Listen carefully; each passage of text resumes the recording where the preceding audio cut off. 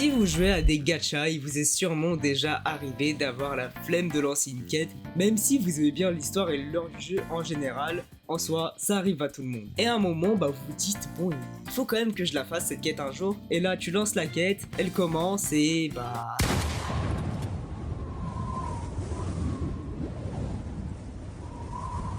tu te fais chier très clairement. Le début est un peu long, ça se répète pour pas grand chose, vous parlez à des PNJ sans la moindre importance scénaristique, en bref, ça n'avance pas. Quel plaisir! Bienvenue dans la vie d'un joueur Honkai Star Rail ou gacha type Hoyoverse en général, depuis bien sûr que Hoyoverse ont revu leur manière d'écrire leur quête principale. Vous l'avez sûrement remarqué, mais les quêtes dans les gachas ont tendance à se rallonger de plus en plus, s'étendant sur plus de mages qu'avant, et cela touche tous les gachas qui ont une story au cœur du gameplay. Je parle bien sûr de Genshin Impact, de Honkai Star Rail, et même de Zenless Zone Zero en ce moment, et bien d'autres gachas. Dans cette vidéo, je vais prendre l'exemple de Honkai Star Rail, étant le jeu que j'ai le plus suivi niveau lore, mais cela s'applique aussi aux autres gachas, et bien souvent on peut y faire des parallèles. Alors on peut se demander pourquoi ces quêtes de 8 heures sont mauvaises. Normalement, plus long c'est forcément égal à plus de contenu, et pas vraiment. Ces quêtes longues ont bien souvent l'effet inverse sur la commune. On se lasse plus, et dans la plupart des cas, la quête est juste rallongée artificiellement, donnant lieu à des moments peu rythmés, et à des longs moments inutiles où t'as l'impression que le mec en face de toi il parle juste dans le vide. Oh my god, I can't believe my eyes. Allez, ferme ta gueule!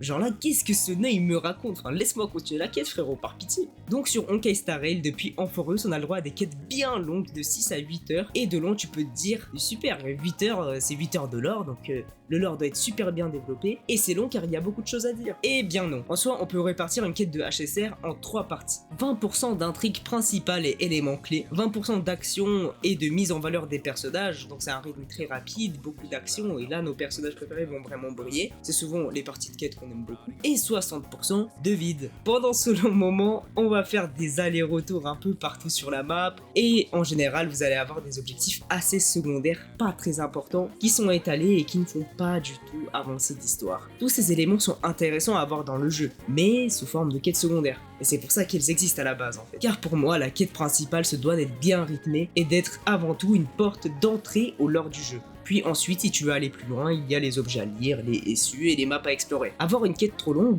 ça donne juste pas envie aux gens de s'intéresser au lore et ils vont juste skip. En plus de niquer le rythme, ce qui a pour résultat d'ennuyer les gens et ce qui cause aussi une déhype. Maintenant, le deuxième problème, c'est que ça s'étale sur 8 mages. En tout de la 3.0 jusqu'à la 3.7. La quête est plus tirée en longueur dans le temps et bien souvent au bout de la 3.5, les gens sont déjà majoritairement laissés de la quête. Et au lieu de s'arrêter sur le climax de Amphoreus en 3.4, on continue sur des mages fillers. Prenons par exemple le cast d'Amphoreus. Quand tu regardes le cast d'Amphoreus, tu te rends compte qu'on peut supprimer pas mal de personnages de la quête principale sans casser l'histoire. Je dis pas qu'ils sont nuls, juste qu'ils ont rien à faire dans la trame principale. Selon moi, la 3.5 et la 3.6 sont des mages très fillers. Même si j'aime bien ces personnages, il faut se l'avouer que ces mages ne font presque pas avancer la trame principale, et en soi on peut même négocier le fait que Sirène aurait mieux fait de pas être jouable. De toute façon, March 7 et Daneng auraient très bien pu arriver plus tard sans nécessairement les introduire artificiellement dans la quête principale, parce que c'est un peu la sensation qui m'est donnée là. Donc en soi, c'est souvent la deuxième partie d'Amphoreus qui pose problème, car on a 2 build-up au lieu d'un seul. Maintenant, faisons une comparaison avec la vraie région la plus hype de HSR, c'est-à-dire Penacony. Pourquoi Penacony a une quête bien meilleure selon beaucoup de joueurs, et plus appréciée bien que l'histoire est globalement moins poussée? Tout simplement, le rythme. Le rythme de Penacony était excellent. Même les moments de calme étaient bien rythmés, même si elle a quand même ses petits défauts. Cependant, la quête étant moins longue, allant de la 2.0 à la 2.3, même avec une 2.2 assez longue, vu que la trame s'est finie, on n'a pas eu de rechute. On voit là le parfait exemple d'une quête bien rythmée qui a su se finir au bon moment. Comme quoi, même avec son contenu moins poussé et moins long, on a une quête bien meilleure au final. En soi, j'ai juste envie d'insulter le mec qui s'est ramené à une réunion de Hoyoverse et qui a décidé de proposer de rallonger les quêtes et de faire en sorte que les quêtes durent 8 mages. Mais frérot, qu'est-ce que tu fais en fait? Donc on voit bien que globalement, une quête plus courte dans l'année marche mieux, et c'est pour ça que Penacony est considéré aujourd'hui comme la GOAT région, tout simplement. Oui, les personnages sont très bons, mais ceux d'Amphoreus aussi. Le point clé, selon moi, c'est le rythme. Cependant, à chaque fois que j'ai le malheur de critiquer Amphoreus, on me sort l'argument de la 3.4. Comment puis-je dire que Penacony est mieux qu'Amphoreus alors que la 3.4 est une des meilleures quêtes gacha à avoir été faite?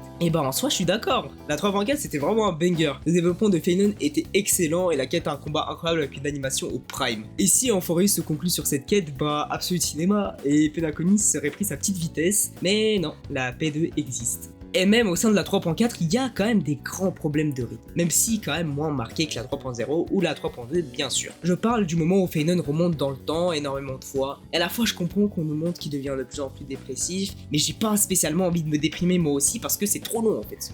Mais à part ça, rien à redire sur la quête. Par contre, la 3.0, là on me sort souvent l'argument de c'est l'introduction, c'est normal que ça soit moins intéressant, mais en fait non, il y a plein de façons d'introduire soit dans l'action, et même le calme n'est pas égal à quelque chose de ennuyeux. C'était trop long pour rien car il y avait juste beaucoup de remplissage. Selon moi, on ne peut juste pas glaze toute une quête juste car une petite partie était trop bien. Sinon, selon vous, la saison 2 de Blue Lock était prime incroyable car on a 2 épisodes bien animés. De plus, avec notre cry, Genshin reprend la recette de HSR avec des quêtes beaucoup plus longues et étendues dans le temps. Ce que je veux dire par là, c'est qu'on reproche la même chose à Genshin en ce moment que ce que je reproche à HSR pour la 3.x et le rythme parfois bien trop médiocre, comme la quête de personnage de Nefer qui était bien trop longue à mon avis. De plus, si tous les jeux finissent par avoir la même base de quête principale, et si on joue aux autres gachas, bah ça devient juste redondant. Aussi le problème de cette 3.x, c'est qu'elle introduit énormément de fois soit des termes complexes, soit des infos qu'on ne connaît pas en suivant simplement la trame principale. Pour moi, c'est un très mauvais point. Déjà que quelque chose de complexe n'est pas forcément quelque chose d'intelligent, ce n'est pas parce que tu m'as mis 12 mots techniques dans la phrase que c'est très pertinent, hein. Ça s'éloigne très clairement de ce que c'est qu'une bonne story pour moi, c'est-à-dire une porte d'entrée pour les gens dans le lore. Il y a plein de points mal introduits dans le lore, ce qui fait qu'on ne comprend pas tout. Et même en regardant les short animes sur YouTube, parfois il y a certains points de lore où il fallait connaître le lore des génies, de l'univers civilisé pour bien le comprendre. On n'est plus du tout dans l'entrée à ce moment-là, on est dans le développement pur et dur, et comme je l'ai dit, ça casse le rythme. Et ces points devraient soit être expliqués sans donner un faux semblant de histoire très intellectuelle, ou tout simplement les laisser dans des quêtes secondaires ou dans le SU, là où les gens qui veulent vraiment savoir iront fouiller. Maintenant, pourquoi une story longue n'est selon moi pas du tout adaptée à une gacha qui sort une story toutes les mages? Premièrement, un gacha ne doit pas occuper autant de temps. On est beaucoup à ne pas jouer qu'à un seul gacha, on a d'autres jeux à côté, et donc si on se fait chier sur la quête car elle est mal rythmée, on va pas vouloir continuer à jouer. Et même s'il y a l'argument que ouais, il y a certaines personnes qui jouent qu'à des gachas, moi j'avais une période où je ne jouais qu'à des gachas et c'est pas pour autant que je préférais une quête super longue. Troisièmement, c'est dur de faire une quête longue tout en gardant un bon rythme, et en sortant une quête tous les mois. Le code du gacha est différent des autres jeux traditionnels. Surtout qu'on veut nous faire croire qu'il y a une quête longue et que le jeu a du contenu, mais le remplissage est surtout là car le jeu manque, bien évidemment, souvent de contenu. Ok, genre là je suis sur HSR, hop la 3.8, voilà la quête principale et un event qu'on a depuis 3 semaines. Allez, ferme ta gueule! Enfin, si tu joues à d'autres jeux qui ont un très bon narratif, c'est difficile d'apprécier une quête d'un gacha qui va plus souvent être prévisible ou moins profonde car dans les gachas, le but numéro 1 est de vendre les persos. Et pour moi, il faut rester dans ce but et proposer des quêtes bien rythmées avec le moins de remplissage possible. Pour finir, j'aime beaucoup Honkai Star Rail et c'est pour ça que je suis critique sur sa story et que je ne veux pas la skip. Car oui, si elle ne vous intéresse pas, le bouton skip est fait pour ça. Je pense que juste un retour au rythme d'avant serait bien meilleur pour le jeu. Quand tu joues à d'autres jeux narratifs, tu te rends compte que les gachas ne jouent pas du tout dans la même catégorie et c'est normal. C'est pour ça que vouloir faire des quêtes de 50 heures dans un gacha, ça marche juste pas. Si vous n'avez jamais joué à d'autres jeux narratifs, je vous conseille très clairement de vous y intéresser. Comme ça, vous pourrez plus comparer les stories et à quel point les jeux traditionnels mettent une vitesse parfois à nos gachas favoris. Je vous passerai sûrement quelques jeux que j'aime beaucoup et que je vous recommande si vous n'avez pas déjà fait. En vrai, quand tu fais le bilan de la quête de la 3.x de HSR, on arrive à peu près à 53 heures de quête.